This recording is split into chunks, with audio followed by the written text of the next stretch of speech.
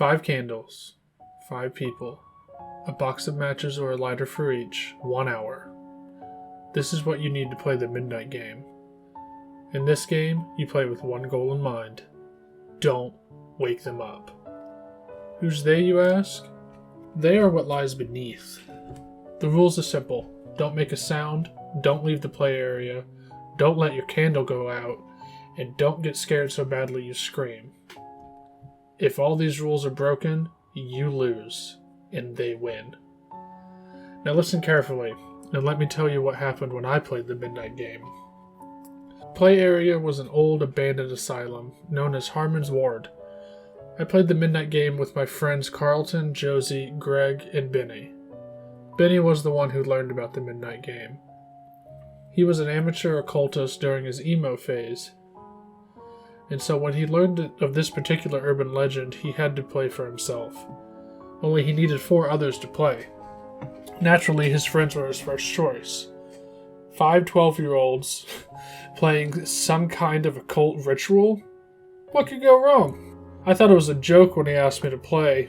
When he insisted, I went along, solely because I thought this would be rather amusing. I'd tried Bloody Mary with Benny once and nothing happened. We'd gone to haunted houses looking for ghosts. Nothing happened. Benny was still convinced the supernatural was real despite all of his ventures turning up with nothing. This time would be no different. I told him as much. How wrong I was. Benny explained the midnight game to us when we reached the asylum. It was a little-known urban legend that went as follows. Supposedly there are things that lie beneath our notice, and they can only be contacted through specific rituals. The midnight game. In this game, 5 people with 5 candles would sit in a circle, 1 candle for each. If the candle went out, it had to be relit as soon as possible. At some point, they could leave the circle, but not the designated play area. Another specific was the midnight game had to be played in the area that had been seen great suffering. Benny didn't need to explain, as an asylum had a history of all on its own. Sexual abuse of patients, multiple suicides, lobotomies, it had it all. Benny had even taken me here once trying to find ghosts. We didn't. The asylum is an eerie place nonetheless. Spray paint on the walls, often the upside-down crosses and pentagrams, and the empty bottles made me realize we weren't the first people here. I wondered if anyone would come back. A place doesn't need ghosts to be horrific. Sometimes people are all it needs. There was one last rule of the midnight game, Benny told us. Don't say a word. We can't speak for the full hour. We need a timer of some kind to ensure the hour passed. So Greg set a timer on his phone. Benny took us to one of the cells, and that was where we played the midnight game. I asked him why this cell. He said that this door was the best. I asked him where he'd found this, and when he said it was some internet forum, I rolled my eyes, about ready to leave. I only stayed because my other friends did, and I didn't want to look like a pussy in front of them, especially Josie. We sat in a circle and passed out the candles. No 2 were identical. Mine was long, thin, and red. Josie's was orange and plump. Benny's was a black cylinder. Greg's was a yellow stick. And Carlton had a green stick. Benny explained one last thing before we started. We have to light our candles clockwise, he said. And in the last minute before midnight. What time is it? Greg pulled out his phone. 11:58. No, 59. Just changed. Benny breathed a sigh of relief and then lit his candle first. 1 hour of your time. This is all we ask. I went next, then Josie, then Greg, then Carlton, who rolled his eyes. Once we lit our candles, Benny held out his hands. We hold our hands, he said, to show we are united in this. I felt goofy taking his hand. It was nice to have Josie holding mine. Once Carlton had grumbled and grabbed Benny's hand, he continued. We are 5 seeking to play with you, he continued. 5 people with 5 candles. We seek to play the midnight game with you. Do you seek to play the midnight game with us? Silence. Absolute silence. That was what answered Benny. I opened my mouth to say this was stupid when I realized how quiet it was. I took in a breath, felt the air go down my throat, but didn't hear anything. I tapped my foot against the floor gently. Not a sound.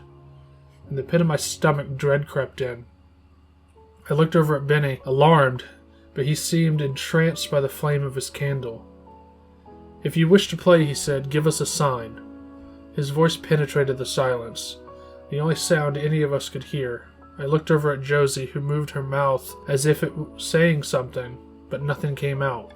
I glanced over at Carlton and Greg, who had expressions that mirrored both Josie's and my own. "Give us a sign," Benny said suddenly, like he was demanding them to obey him. But not with a genuine force.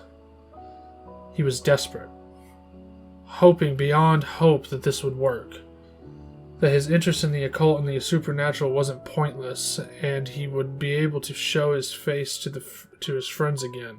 I could guess that this was going through his mind at the moment. Nothing happened. We waited, breath held, wondering what he had gotten ourselves into. But nothing happened. Benny sighed and opened his mouth to speak. I could see it in his eyes, the disappointment. This hadn't worked. Did he notice how quiet it was? The black cylinder in front of Benny was blown out with a gust of air. Benny froze, staring at the smoke rising from the burnt wick. Then he quickly pulled out a match, struck it, and relit the candle. He smiled and turned to us. The disappointment was gone, replaced with excited glee. I don't think he realized the severity of what was happening. "The game is on," he said. "It will begin in 3, 2, 1. All of our candles went out instantly. In the panic to relight them, I didn't notice that the silence was gone. It was only after I stared at my long, thin candle, the red wax melting from the wick, that I realized I could hear the others breathing. I looked up, staring at my friends one by one.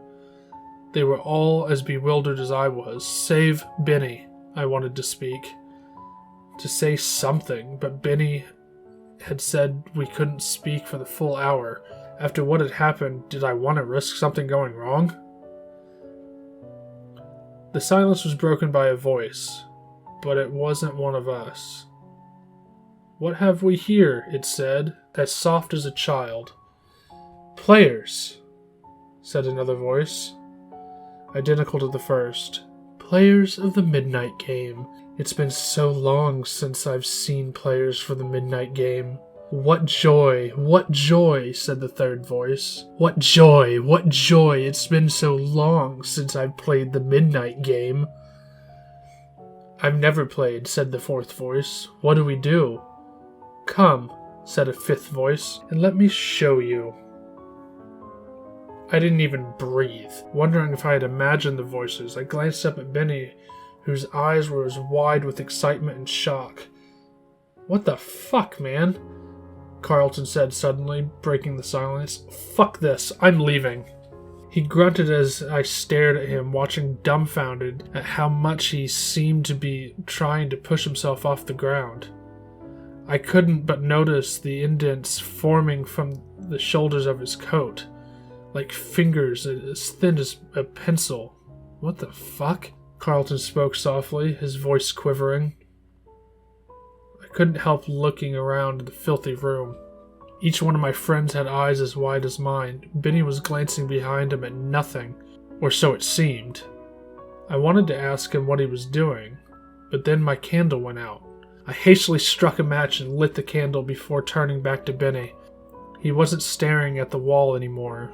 He was looking directly at his candle, face pale. Briefly, his wet eyes glanced up and met mine. He didn't need to say a thing to convey his regret, one I shared.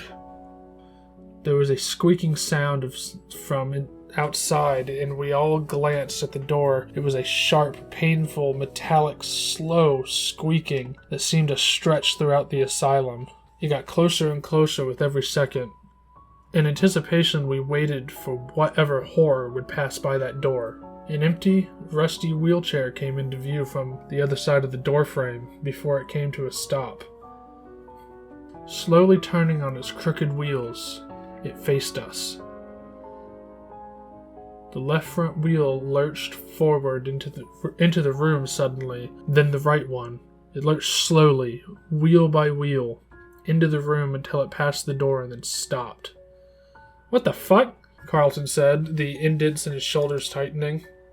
"Shush," said the fifth voice suddenly. "Shush. You don't want to wake them up, do you?" The phrase sunk in slowly. Wake them up? Them? They hadn't woken up yet? The fifth voice continued to speak. "They aren't awake yet," it said. "If they awake, you will all lose. Now pick up your candles, get to your feet. It's time to play the midnight game. You know the goal, do you not? Don't wake them up." There was a pause before it continued to speak. As it did, I couldn't help but noticing that the indents in Carlton's shoulders tightening. If they wake up, we win.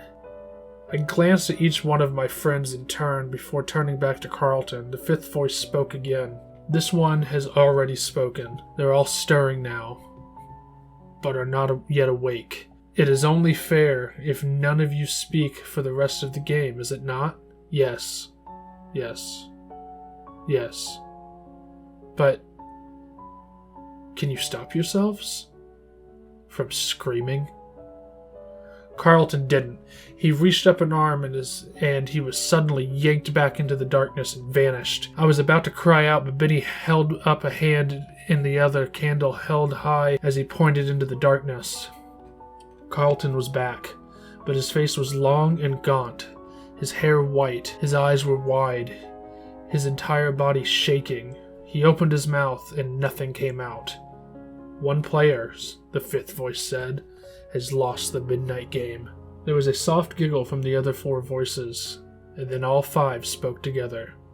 "One down, 4 left."